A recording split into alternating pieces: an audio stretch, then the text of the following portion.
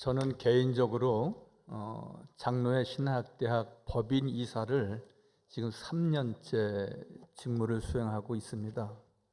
이사회 때마다 늘 총장께서 보고하는 중요 내용 가운데 하나는 신학생 수가 점점 줄어든다는 것입니다. 즉 입학생들이 점점 감소한다는 것입니다. 이런 연유는 여러 가지 이유가 있지만 이제 저출산 시대에 우리가 있고요.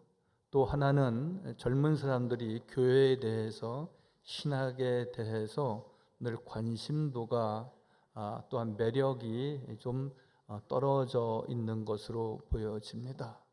그리고 세 번째로 신학생 수가 감소되거나 또한 입학하고자 하는 그 목회자 후보생들이 점점 떨어지는 경우를 각 교회에서 우리 보통 목사님 혹은 장로님, 교회 중직자들의 자녀들을 많이 신학교에 보내곤 했습니다. 적어도 우리 부모님 세대에서는 자녀가 아들이 둘이면 큰아들은 신학을 하게 해서 목사가 되게 해야지, 그러한 생각들과 또한 신앙심들이 있으셨는데 그러한 경우가 점점 적어지고 있습니다. 저희 교회에 제가 부임하니까 신학생 후보, 목회자 후보생이 2명이 있었습니다. 그 2명이 다 이제 목사 안수를 받고 지금 부목사 사역을 하고 계신데, 그 이후로 우리 청년들 가운데 신학교를 가겠다 혹은 신학을 하겠다 이러한 청년들은 거의 전무합니다. 그런 것 가운데 하나는 이제 교회를 보니까 부모님 세대들도 그렇고 본인들도 그렇고 참 힘들다, 어렵겠다, 그런 인식들이 깊게 있는 것 같습니다. 저는 혹시 이런 말씀을 제가 이렇게 모두에 드리면서 여러분들 자녀 가운데 이제 20대 초반이다, 혹은 고등학교를 졸업한다, 혹은 대학 학부를 마쳐서 혹시 이렇게 신학을 하고자 기도하고 준비하는 분들이 계시면 적극적으로 후원하셔도 좋을 것 같습니다. 그런데 분명한 것 한 가지는, 여러분 세상에 쉬운 일이 어디에 있습니까? 근데 목회가 매우 힘들다, 교회 일이 매우 힘들다. 그래서 모든 젊은이들이 또 그 부모님들이 그 길에 대해서 적극적으로 후원하지 않는 것 같습니다. 목회가 힘들다는 이야기를 우리가 드리려고 하는 것만은 아니지만 모든 것이 다 어렵고 그리고 넓은 길은 없습니다. 다 좁은 길이고 그렇습니다. 그래서 어느 교회 목사님은 너무 힘들고 힘들어서 뭔가 재충전을 해야 되겠다, 그래서 경상북도 칠곡군 장천명 옥계동에 작은 시골 마을이 있는데 그곳에 구슬 같은 실개천이 흐르는 곳에 와서 좀 쉬면은 순수한 목회의 열정과 감정이 살아나기 때문에 기도원에 가기도 하지만 그곳에 가서 엘리야가 노뎀나무 아래에서 쉼을 얻었듯이 늘 그러한 기도원을 가서 혹은 조용한 산중에 가서 쉼을 얻고 새 힘을 얻는 분이 계셨다, 그런 말씀을 듣습니다. 오늘 설교 제목을 거기서 너희가 그를 배우리라, 그렇게 말씀을 정했습니다. 거기는 갈릴리를 말하고 있습니다. 교회를 말하고 있습니다. 결론부터 말씀드린다면 그곳에 만날 사람은 예수 그리스도이십니다. 그래서 오늘 그러한 주제로 말씀을 드리려고 하는 것입니다. 여러분, 갈릴리는 화려한 곳은 아닙니다. 갈릴리는 그래서 조그마한 북부 지역에 있는 조그마한 마을입니다. 화려하다면 예루살렘이 화려한 도시이지요. 갈릴리는 여러분들이 잘 아시듯이 예수님께서 많은 기사와 이적을 나타내시고 사역을 감당하신 곳이기도 합니다. 하나님의 말씀이 있는 곳, 또 하나님의 사랑과 사역이 있는 이 갈릴리 지역에 오늘 예수님께서 말씀하시기를 내가 그곳에 먼저 가겠다, 부활하신 이후에 약속하시기를 그곳에서 너희와 내가 만나자, 그 말씀이 오늘 주 내용입니다. 즉 당시 제자들은 예수님께서 십자가에 죽으심으로 매우 당혹해 했습니다. 여러분, 리더를 잃었습니다. 스승이 떠나갔습니다. 다시 오신다고 했지만 저들의 믿음이 약해서 확신하지 못했습니다. 그래서 오늘 4절 말씀 가운데 그 내용이 다 담겨져 있고 녹아져 있는데 말이죠. 예수님의 그 무덤을 지키던 자들이 그를 무서워하여 떨며 죽은 사람같이 되었더라. 이제 우리는 아무것도 아니구나. 이제 우리에게는 아무런 소망이 없구나. 이제 그들에게 있었던 믿음도 소실되고 그들의 신앙도 땅에 떨어질 위기에 있는 것입니다. 그럴 때 오늘 주님께서 말씀하시기를 내가 부활 후에 갈릴리에서 보자꾸나 말씀하십니다. 그들의 믿음이 회복이 되고 열정이 다시 회복이 되도록 말이죠. 레오나르도 다빈치는 이렇게 말했습니다. 50대 최대 적은 열정을 상실하는 것이고 용기를 잃어버리는 것이다 말씀합니다. 여러분, 우리가 살아가면서 좋은 날도 많이 있지만 힘들고 어려운 때, 우리가 50이 되고 인생의 중반전이 되었을 때 우리가 꺾이는 경우가 많이 있습니다.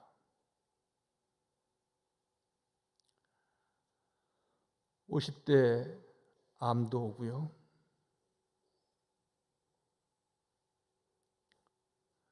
여러분, 사업이 잘 나가다가 그 사업이 중단에 문을 닫아야 되는 그 부도의 위기도 만나기도 하고요, 형제간에 그렇게 우애가 좋다가도 어떤 일로 인하여서 그 이웃만도 못한 아주 나쁜 관계를 계속 갖게 되는 경우도 있고, 우리가 원치 않는 일을 많이 만나게 됩니다. 때에 따라서 우리의 믿음도 많은 미혹과 유혹을 받을 때가 있습니다. 그럴 때 우리가 무엇을 찾아야 되고 무엇을 의지해야 되고 어떤 소망을 가져야 되겠습니까? 오늘 막달라 마리아와 그 여인들뿐만이 아니라 주의 제자들도 주님이 떠나가시는 모습을 보았을 때 그들이 무서워 떨며 죽은 사람같이 그냥 꽁꽁 얼어붙었다, 그러한 표현이 아니겠습니까? 여러분, 이제 저희는 우리의 믿음이 더욱 회복이 되고 더 열정적인 믿음과 신앙의 삶으로 나가야 하는 것입니다. 창세기 35장에는 야곱의 이야기가 나오고 있습니다. 야곱이 많은 환난을 당합니다. 아마 그의 인생의 중반전에 왔을 때에 사랑하는 딸 디나가 폭행을 당하고요, 자녀들이 이런저런 살인 사건에 연루가 됩니다. 야곱이 잘 나가다가 이제는 그 가정의 가문이 다 가라앉게 되었습니다. 그때 야곱은 정신을 바짝 차리고 내가 베델로 올라가서 하나님 앞에 은혜 받았던 그 베델에 올라가서 내가 기도해야지, 그런 마음으로 그는 베델에 올라가서 모든 이들과 함께 기도하지 않습니까? 은혜 받았던 곳, 하나님의 부르심을 입었던 곳, 그리고 천군 천사를 만나며 그가 하나님의 놀라운 계획 가운데 그가 바로 서게 되었던 그 베델에서 그는 다시 한번 자기의 뒷모습을 돌아보며 앞으로의 계획을 세우고 그가 기도했을 때 그는 성공적인 믿음의 사람으로 나아갈 수 있었습니다. 믿음의 열정과 활기를 베델에서 찾았듯이 사랑하는 성도 여러분, 우리도 늘 낙심될 때가 있습니다. 늘 어떻게 살아야 될지 늘 답답한 때를 만날 때도 있습니다. 아니면 우리가 더 잘 살아야 되는데, 더 잘 믿어야 되는데, 더 행복해야 되는데, 우리가 큰 그림과 좋은 그림을 그리면서 우리가 많은 계획을 가지고 있을 때에, 여러분, 내가 은혜 받은 하나님의 집 성전에 나와서 야곱이 베델로 올라갔듯이 우리가 늘 성전에 올라와서 주님을 만나고 주의 말씀으로 나를 새롭게 지음받게 하시는 주의 음성을 듣는 성도가 다 되시기를 바랍니다. 실패하고 좌절하고 울적할 때마다 우리에게는 늘 마음의 고향이 필요합니다. 여러분, 힘들고 어려울 때 시집 와서 누구 생각이 제일 많이 납니까? 엄마 생각이 많이 나지 않겠습니까? 고향 생각을 많이 하지 않겠습니까? 어제는 토요일이지만 새 가족 신방을 했습니다. 두 가정을 했는데요, 한 가정은 저희가 한 달 전에 특별 새벽 기도회를 한 주간 했습니다. 그때 첫날 출석을 하셔서 한 주간 동안 개근하고 새벽 기도 드리고 그 다음 주에 등록하신 분인데, 예배 후에 얘기를 들어보니까 힘들고 어려운 때가 많으셨더라고요. 결혼한 이후에 자녀 둘을 두셨고, 그리고 또 혼자가 되셔서 아주 어렵게 생활하다가 동대문에서 의류업을 새벽 시장에 하셨습니다. 답심리에 사셨는데 늘 직장을 나가자면 그곳에 교회를 지나가게 되었답니다. 그래서 교회가 있구나, 그렇게만 생각을 하셨다는 거죠. 근데 사업에도 늘 이렇게 높고 낮음이 있지 않습니까? 어느 한 날 다 문을 닫아야 될 만큼 늘 어려운 일들을 만나게 됐답니다. 그때 그 새벽 시장에 나오면서 예전에는 그냥 교회가 있구나 그렇게 생각했는데 십자가가 다르게 보이더랍니다. 교회를 바라보면서 내가 예전에 교회 학교도 나가고 교회 나가서 은혜 받으며 찬양하고 예배했던 때를 기억하면서 교회 나가야지, 하나님 의지해야지, 그러면서 그가 회복이 되고, 그래서 여기서 답심리까지 교회 다니시다가 이제 너무 멀고 하니까 내가 삼양제일교회 나가봐야지, 그리고 새벽기도 처음 나오셨는데 같이 등록하게 되었다는 겁니다. 새벽 시장은 5시에 끝나는데 4시쯤에 일찍 끝내고 새벽기도 하시고 그리고 일과를 시작하셨다는 겁니다. 실패와 좌절은 누구에게나 다 있습니다. 그러나 어떻게 일어서느냐? 여러분들, 실패와 좌절과 원망과 시비와 그것으로 우리가 계속 이어져서도 안 되고 이어질 수도 없는 것입니다. 누구나 다 어려운 환난을 만나는 것입니다. 그러나 내가 이렇게 살아서는 안 되지 하면서 내가 옛 믿음과 신앙이 회복되어져서 하나님께 더 가까이 나아가야지. 어떤 이들은 더 하나님을 멀리하지만 믿음의 사람들은, 기도하던 사람들은, 하나님의 전에서 은혜 받은 성도들은 하나님을 기억하고 하나님의 말씀을 상고하면서 더 가까이 주 앞에 나올 때에 주님께서 회복되게 하시고 열정을 갖게 하시고 그 삶에 활기를 더하여 주실 줄 믿습니다. 정신을 차려야 됩니다. 우리 어떤 집사님이 탁구를 하시면서 정신줄을 꼭 잡아야 됩니다, 그렇게 얘기하는 분이 계세요. 건성건성 살아서는 안 됩니다. 예전과 같이 그렇게 운동해서는 안 된다는 것입니다.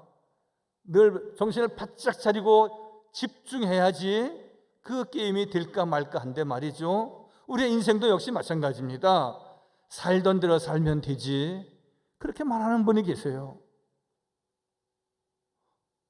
여러분, 우리가 살던 것이 그렇게 꼭 모범적으로 잘 산 것만은 아니지 않습니까? 고칠 것은 고치고 다듬을 건 다듬어서 바른 믿음과 바른 신앙과 바른 신앙을 온전히 지니는 삶을 지녀야 하는 것입니다. 정신을 붙잡으니 갈릴리에 활기가 차게 되었습니다. 즉 막달라 마리아와 그 여인들, 그리고 베드로와 야고보와 요한, 주님의 제자들도 역시 마찬가지였습니다. 그가 낙담 중에 있었지만 내가 거기서 너희를 만나리라, 내가 거기서 너희에게 다시 회복의 은총을 주리라, 내가 거기서 너희를 만나서 너희에게 귀한 믿음의 축복의 삶을 약속하리라 약속하신 그 말씀을 쫓아서 그들이 갈릴리로 나아갔을 때에 그들은 그 말씀을 들었을 때 활기가 있고 열정이 되살아났다는 것이죠. 여러분, 누구와 함께 하느냐에 따라서 열정과 활기와 은혜와 회복이 있는 것입니다. 여러분, 엊그저께 우리 한국 축구가 튀니지하고 했습니다. 전반전은 0대0으로 그냥 끝났습니다. 후반전에 이강인이라고 하는 선수가 여기저기 뛰어다니면서 게임 메이커 역할을 했습니다. 아나운서도 그러고 해설하는 이도 그러고 이강인 선수가 한국 축구의 후반전에 활기를 북돋아 놨다, 그렇게 이야기를 합니다. 다 11명이 잘하면 좋지만 한 사람의 게임 메이커가 있어서 어떻게 방향을 틀고 어떻게 활기를 불어넣느냐에 따라서 이기기도 하고 대패하기도 하고 대승하기도 하고 그렇습니다. 오늘 예수님을 만난 이들 보십시오. 오늘 이 본문 말씀 가운데 예수님은 십자가에 죽으시고 낙심해서 큰 상실감에 빠져 있는 이들에게 주님께서 희망의 메시지를 주시고 있지 않습니까? 마태복음 28장 7절에 이렇게 말씀하고 있습니다. 그가 죽은 자 가운데에서 살아나셨고 너희보다 먼저 갈릴리로 가시나니 거기서 너희가 배우리라 하라, 그렇게 말씀하십니다. 예수님이 주의 여종들과 또한 주의 제자들을 만나시겠다고 하였고 그의 얼굴을 뵈리라고 말씀하셨습니다. 여러분, 우리는 주님밖에 없습니다. 우리가 주님을 배워야지, 주의 말씀을 들어야지, 주의 말씀을 통하여서 생명을 얻고 주의 말씀을 통하여서 구원에 이르고 주의 말씀을 통하여서 우리의 삶이 회복이 되고 주님의 은혜와 은총을 입는 것입니다. 다시 보지 못할 줄 알았던 나사렛 사람 예수를 갈릴리에서 만나게 되었을 때 그들의 감격 또한 그들의 환희, 그들에게는 정말 그 모든 것이 다 예수 그리스도를 통하여서 새로워지는 모습을 보게 됩니다. 이러한 감격은 우리가 야곱의 역사를 통해서도 알 수 있습니다. 여러분, 야곱은 외삼촌 라반의 집에서 20년 동안 고생했습니다. 그런 때마다 그는 한마음편에 큰 짐이 있었던 것이 무엇입니까? 내가 형 에서의 장자권을 내 것으로 했는데 그것에 대한 부채가 늘 있어서 미안한 마음, 내가 용서를 구해야지. 그러고 있는 중에 하나님께서 야곱과 에서를 만나게 하지 않습니까? 야곱과 형 에서가 만났을 때 야곱이 하는 말, 내가 형님의 얼굴을 비운 즉 하나님의 얼굴을 비운 것과 같습니다. 감격적인 포옹과 감격적인 해우가 이루어집니다. 마찬가지입니다. 우리가 믿음 생활하면서 우리가 많은 사람들의 도움과 협력이 있지만 여러분, 내가 주님을 만나 배워야지. 야곱이 에서를 만나면서 이제 모든 것이 눈 녹듯이 다 녹아서 거기에 용서와 사랑과 화해가 있었듯이 여러분, 우리가 주님을 만나고 주의 말씀을 통하여서 언제나 힘과 능력을 얻어 우리의 삶을 더욱 기름지게 하고 복되게 하여 주실 줄 믿습니다. 여러분, 욥도 마찬가지입니다. 욥도 갖은 순환의 대명사입니다. 자녀를 잃고 건강도 잃고 재산도 잃고 있는 것은 다 떠나가고 하나도 남은 것이 없었습니다. 그런데 그가 하나님을 만나지 않습니까? 이렇게 말합니다. 그가 은혜를 입으려고 하니까, 그가 열정적인 신앙이 회복되려고 하니까 그의 고백을 보십시오. 지금까지 내가 주님을 듣기만 했는데, 주님에 대해서 듣기만 했는데 이제 주님을 만나 배우니 나는 행복합니다.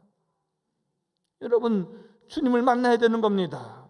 그래서 우리는 예배가 필요한 것이고 기도가 필요한 것이고 우리가 찬양을 통하여서 우리가 주님을 만나고 주의 말씀을 듣고 깨달음과 은혜의 삶으로 나아가는 것입니다. 예수 그리스도의 부활로 말미암아 우리의 삶이 변화되어 더 없는 기쁨을 충만한 삶에 이르도록 우리가 힘써야 하는 것입니다. 예수님을 만나면 기쁨이 회복이 되고요, 예수님을 만나면 우리의 삶에 활기가 있게 되는 줄 꼭 믿으시길 바랍니다.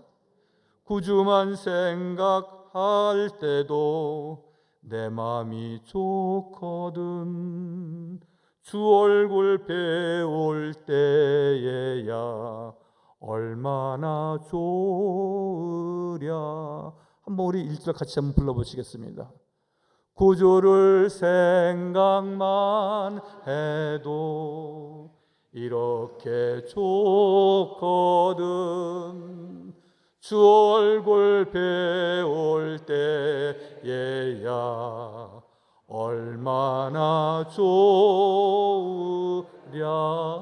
할렐루야. 그렇습니다. 우리가 주님을 생각만 해도 늘 우리의 기쁨이 가득한데, 주님을 만나고 주의 말씀을 통하여서 찔림과 울림과 늘 도전과 강한 믿음을 갖고 승리하는 우리 성도가 되어야 될 줄 믿습니다.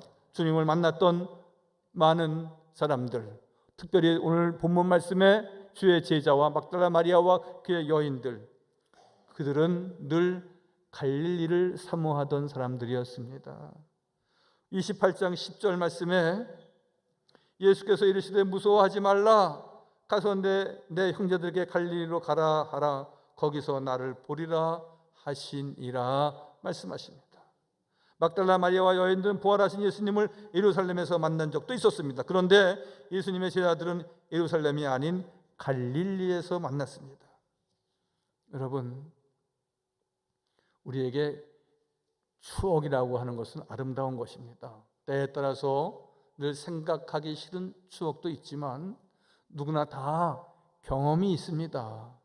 추억이 있습니다. 그런데 아름다웠던 추억들만 기억하는 것은 또 우리가 큰 은혜가 아닐 수가 없습니다. 여러분, 살아가면서 5대5로 아름다웠던 추억과 또 슬펐던 추억이 있습니까? 그러나 여러분, 아름다웠던 추억, 기억하고 싶었던 추억, 은혜 받은 귀한 시간들을 여러분들 늘 연상하고 기억하고 늘 추억했으면 좋겠습니다. 여러분, 아플 때 듣던 노래를 또 들으면 그 몸이 더 괴로워진답니다. 좋은 노래를 들으시면 좋습니다. 입덧할 때에 우리 여성 성도들이 입덧할 때 입었던 옷을 또 입으면 구역질이 난다고 합니다. 좋은 경험을 기억하는 것이 좋지, 그렇지 않은 것을 계속 연상하는 것은 바람직하지 않다는 것이죠.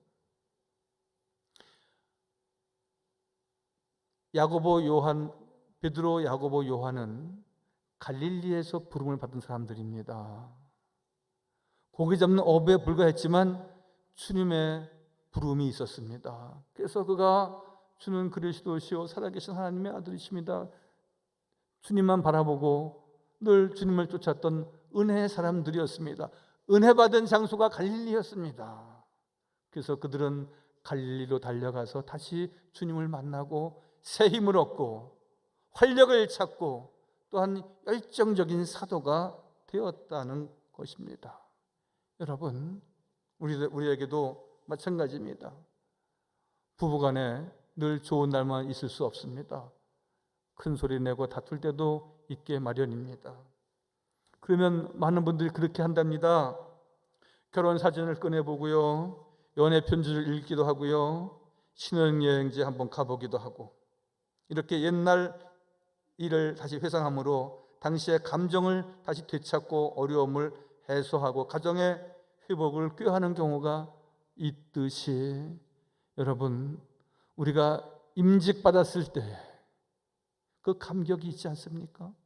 저는 오늘 오후 예배에는 양주에 있는 신예산 교회 임직식이 있어서 제가 설교를 하러 갑니다.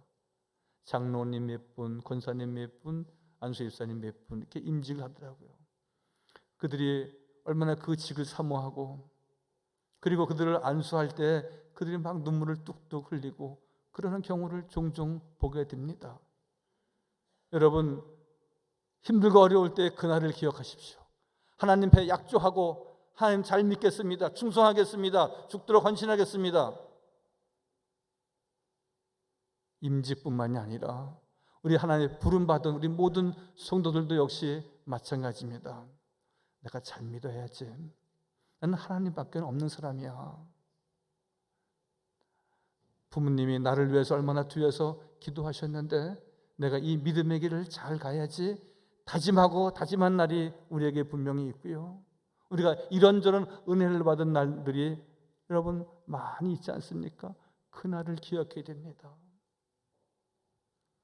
제가 삼양제일교회 처음 부임해 보니까 두 가정이 결혼한 지 5년, 10년 가까이 되는데 자녀가 없는 겁니다.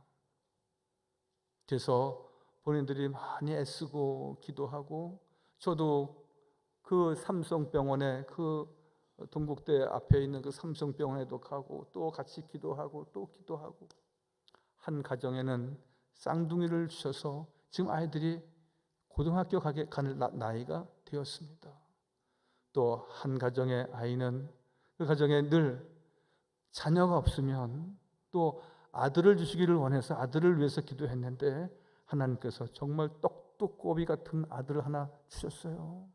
가문의 대가 끊어진다고 얼마나 그 권사님과 집사님이 얼마나 기도 많이 하셨는지 몰라요. 하나님이 귀한 선물을 주셔서 지금 아마 중학생 됐을 겁니다. 사랑하는 성도 여러분, 우리가 다 은혜 받은 날이 있습니다. 감격스러운 날이 있습니다. 힘들고 어려울 때마다 그 날을 기억하세요. 임직받은 날, 내가 등록해서 내가 잘 믿어야지 새롭게 출발한 날을 기억하세요. 그러면 하나님께서 열정적인 믿음과 신실한 신앙과 또한 가정에 내 믿음의 활기를 더욱 불어넣어 주셔서 주님을 영화롭게 하는 복된 삶을 우리 모두에게 꼭 허락하여 주실 줄 믿습니다. 너는 참 이스라엘 사람이로다. 이런 얘기를 들은 나다나엘은 주님 앞에 충성하는 믿음의 종이 되었거든요. 너 같은 사람이 없다. 너는 이스라엘에서 최고의 믿음의 사람이다. 이 한 말씀, 은혜 받은 이 말씀을 기억하면서 그는 주님 앞에 충성했다는 것이죠. 많은 것을 생각하는 것이 아니라 우리는 한 가지 은혜 받은 일을 기억하고 추억하고 늘 그리워하면서, 맞아, 하나님이 나를 사랑하시지.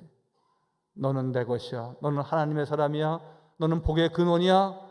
내가 평생 너와 함께 하겠다고 약속하신 주의 말씀과 음성 꼭 붙잡고 달려갈 때에 하나님께서 당신의 백성들에게 내가 거기서 너희와 만나리라 말씀하셨습니다.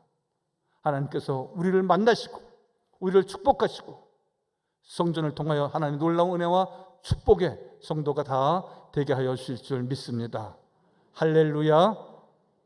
거룩하시고 자비로우신 우리 주 여호와 하나님, 내가 형님의 얼굴을 배운즉 하나님의 얼굴을 배운 것과 같습니다. 이러한 야곱의 고백과 간증을 통하여서 그가 형제와 화해하고 그리고 더욱 열정적인 믿음과 신앙을 가지고 이스라엘의 역사를 이끌고 하나님께 영광을 돌렸습니다. 아버지 하나님, 저희들 주신 은혜와 축복이 너무나 큽니다. 어떻게 열 손가락으로 다 헤아릴 수 있겠습니까? 여기까지 있게 하신 것 주의 은혜요, 여기까지 있게 하신 것 주님의 놀라운 축복이 아닐 수 없습니다. 늘 감사하며 나가고 힘들고 어려운 일 만난다 할지라도 우리에게 은혜 주셨던 그날을 꼭 기억하면서 하나님께서 나를 나다나엘을 통하여서 너 같은 이스라엘 사람을 내가 본 적이 없다고 말씀하셨을 때에 그가 열정적인 믿음과 신앙을 지녔듯이 너는 하나님의 사람이라고, 너는 복받을 사람이라고, 너는 성전에 심겨진 레바논의 백향목과 같은 사람이라고 우리에게 말씀하여 주시고 은혜를 주신 나를 기억하며 더 주 앞에 힘써서 달려가는 복된 심령 다 되게 하여 주옵소서. 모든 말씀 예수님의 이름으로 감사하며 기도하옵나이다. 아멘.